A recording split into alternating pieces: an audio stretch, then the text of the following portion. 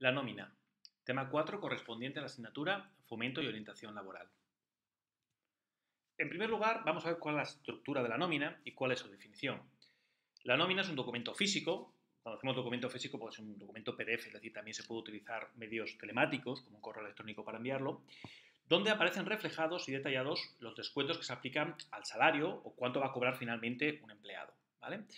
Esta nómina también hace a veces tiene la forma de un justificante de pago, es decir, el empresario tiene el deber de conservarlas al menos 4 años y permite al empresario justificar que ha pagado el sueldo devengado al trabajador. ¿De acuerdo? En cuanto a la estructura de la nómina, hay 6 elementos fundamentales. En primer lugar, el encabezamiento. En él aparecen reflejados, en primer lugar, bueno, pues los dos elementos que forman parte de una nómina. Por un lado, es decir, el trabajador y el empresario. Vienen sus nombres, apellidos, etcétera. También la empresa, ¿vale? En segundo lugar, el periodo de liquidación, que identifica las fechas de inicio y final del periodo de tiempo por el cual la empresa liquida eso que debe, ¿vale? Que es el salario. Obviamente, es decir, la nómina de octubre, la de noviembre, etcétera. Después los devengos. Los devengos es la suma total de las cantidades que recibe el trabajador y se dividen en dos categorías principales. Las percepciones salariales y las no salariales.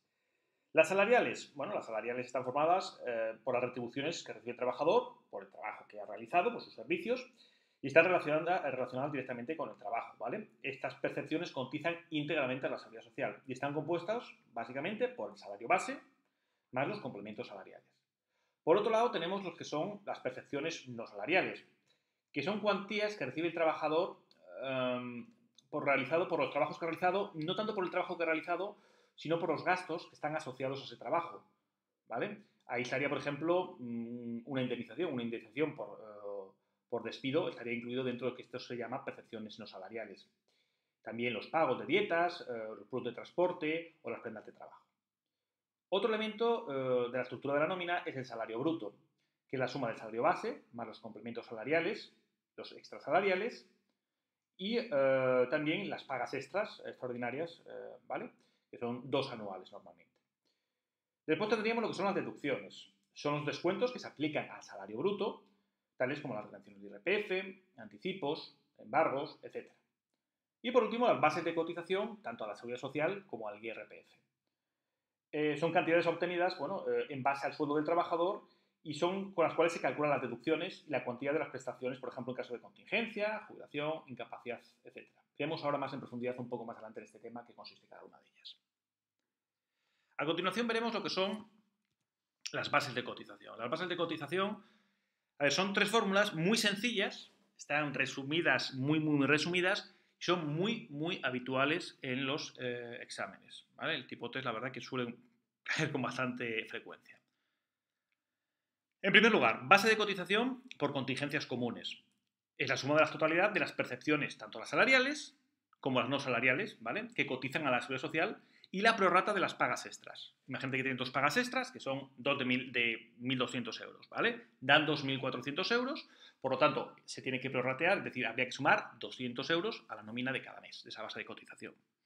También tenemos las bases de cotización por contingencias profesionales, que se calcula sumando a la base de cotización por contingencias comunes las horas extraordinarias. Esta base no podrá ser superior ni inferior a los topes establecidos. En el tema anterior, en el tema 3, estuvimos estableciendo, y cuando hablamos también de los tipos de contrato, hay una serie de limitaciones a las horas extras.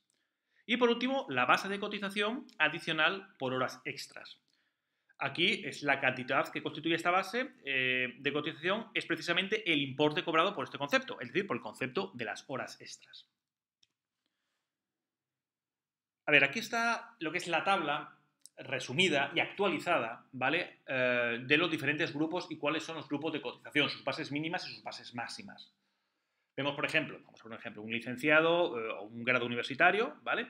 Actual, en el cual, o un ingeniero superior, en el cual tendremos unas bases mínimas y unas bases máximas. Por ejemplo, el mínimo 1.200 euros, 1.199,10 y las máximas 3.751,20. ¿Por qué esas cifras también tan raras, ¿no? No son redondas? ¿Por qué 1.199,1 y no 1.200? Se van actualizando todos los años en función de acuerdos, normalmente que se realizan entre el gobierno patronal y sindicatos, ¿vale? También vemos que hay otras opciones abajo, por ejemplo, en las cuales en vez de ser unas bases mínimas por euro mes, también se puede ser por euro día.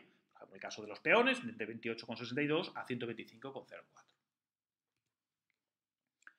Por último, en este tema, vamos a hablar de las retenciones a cuenta del impuesto de la renta sobre las personas físicas, el famoso IRPF. Bueno, en primer lugar hablamos de que el empresario debe realizar una retención a los empleados a cuenta del IRPF, es decir, no es que tú recibas la nómina, el trabajador, y después pague a la hacienda pública el dinero que se retiene. No, automáticamente lo hace el empresario, ¿vale?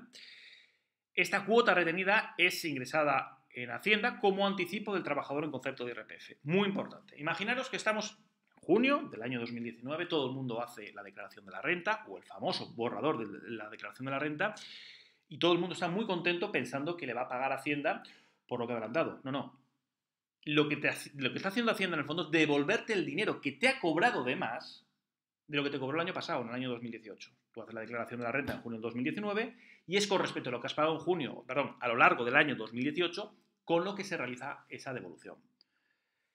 Otro elemento importante es que la cuota se debe calcular en base a las retenciones del IRPF y multiplicarla por porcentaje o tipo de retención correspondiente. Bueno, aquí hay unas tablas que van cambiando, pertenecen a la política económica del gobierno, donde, bueno, están los tipos máximos que se acercan al 50%, ¿vale? Y va por tramos, es decir, de 0 a 15.000, de 15.000 a 30.000, etc.